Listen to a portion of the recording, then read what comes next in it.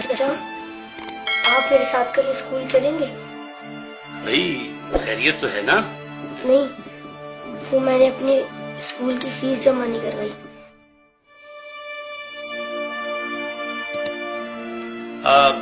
بیٹا تم کیا کرو گے اسکول پڑھ کے؟ دیکھو تم میرے ساتھ دکان پر آ جانا، میرے پاس 2 ملازم ہیں، جب تمہارے کام سمجھ میں آ جائے گا تو ایک کی چھٹی کرا دوں گا۔ تم لوگ دھیان سے پڑھو، ٹیچر کے آنے سے پہلے اپنا ہوم ورک مکمل کر لو۔ اچھا چچا میں چلتا ہوں۔ ارے نہیں بھائی، کھانا کھا کے جانا۔ ہائے ابھی ہمارا کھانا تیار نہیں ہوا۔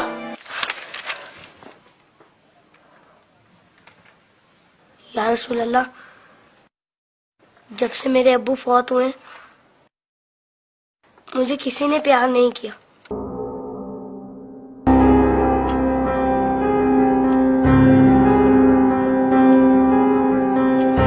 لوگ مجھے لاوارث سمجھتے ہیں، مگر یتیموں کے وارث تو آپ ہیں۔ شاید یہ بات کسی کو پتا نہیں ہوگی، تبھی تو مجھے اسکول سے نکال دیا۔ لیکن یا رسول اللہ، مجھے کسی سے کوئی شکایت نہیں ہے۔ آپ میرے وارث ہیں، اس سے بڑھ کر اور میرے لیے کیا ہو سکتا ہے؟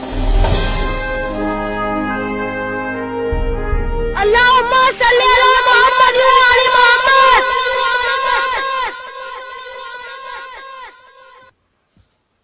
اپنی ولادت کے موقع پر میرا یہ درود شریف قبول فرمائیے۔ سنا ہے آپ اپنے نوازوں سے بہت پیار کیا کرتے تھے۔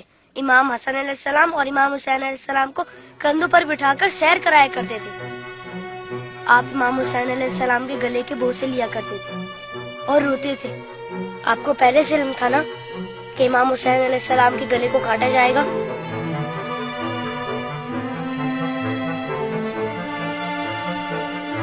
کیا آپ کو کسی نے ممبر سے اتر کر امام حسین علیہ السلام کو گود میں لیتے ہوئے نہیں دیکھا تھا؟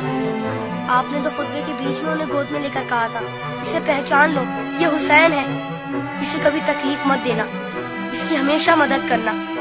جس نے حسین سے محبت کی اس نے مجھ سے محبت کی۔ کیا یہ سب کسی نے نہیں سنا ہوگا؟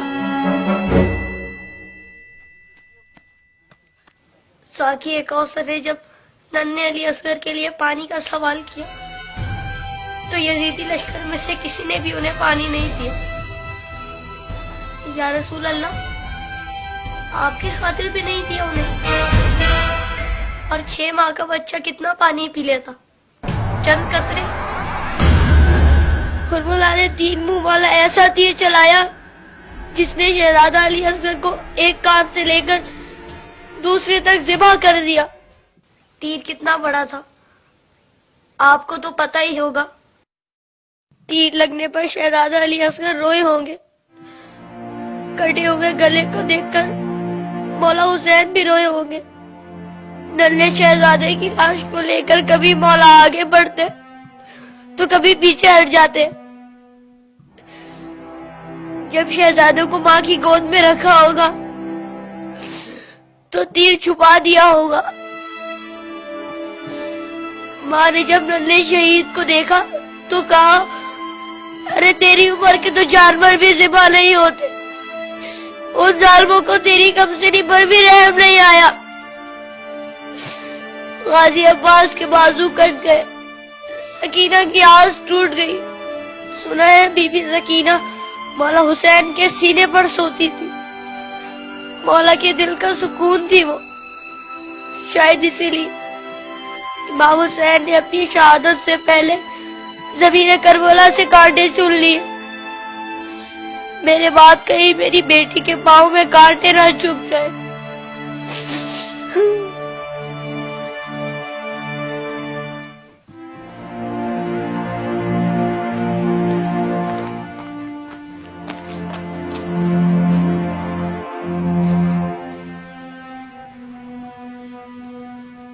مولا حسین جب قاسم کی لاش لینے میدان میں گئے تو 3 دفعہ پکارا، تینوں ہی دفعہ جواب نہیں آیا۔ پھر فرمایا، امام ہو کر حکم دیتا ہوں، بتاؤ کہاں ہو تم؟ تو مشرق سے آواز آئی چچا، مغرب سے آواز آئی چچا، چاروں طرف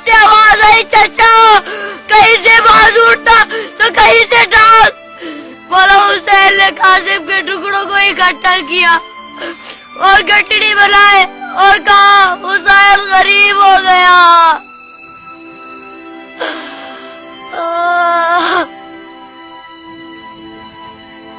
یزید کی فوج میں کسی کو پتا تو ہوگا یا کسی نے بتایا تو ہوگا کہ جن لوگوں کو تم مار رہے ہو وہ نواسہ رسول ہے. مولا حسین نے بلند آواز میں کہا تھا میں نواسہ رسول ہوں, کوئی میری مدد کرنے والا ہے؟ یہ سن کر یزیدی فوج میں سے ہر کسی نے ان کی مدد تو کی ہوگی.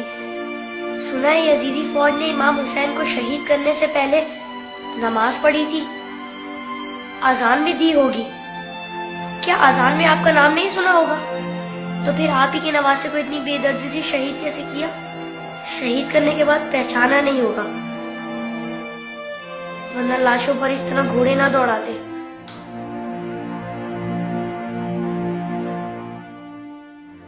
عمر سعد کے بعد شمر نے آ کے کہا میرے حصے کا سر کھائیں, حسین کو قتل تو میں نے کیا تھا, تو نے وہ سر کولی کو دے دیا. عمر سعد نے کہا میں نے تیرے لیے بھی ایک سر رکھا ہوا ہے. شمر نے پوچھا کہاں ہے؟ عمر سعد نے کہا جا نیزے برداروں کو لے جا خیمے کے پیچھے. ان ظالموں نے وہاں جا کر زمین میں نیزے مارنے شروع کر دیے. ایک نیزہ ایسا زمین میں گیا کہ ساتھ علی اصغر کو لے آیا. سب شہیدوں کے سر نیزے پر گئے, علی اصغر کا بدن نیزے پر گیا.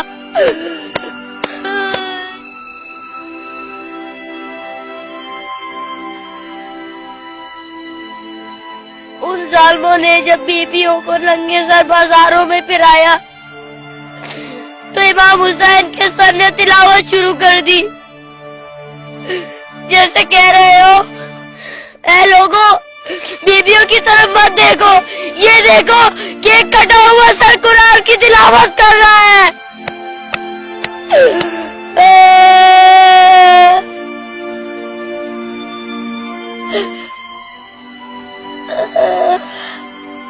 جب میں کربلا کا ذکر کرتا ہوں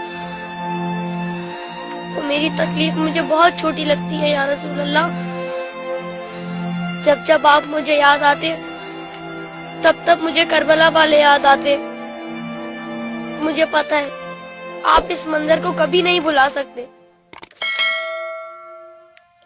جس منظر کو آپ نہیں بھلا سکتے اسے ہم کیسے بھلا دیں.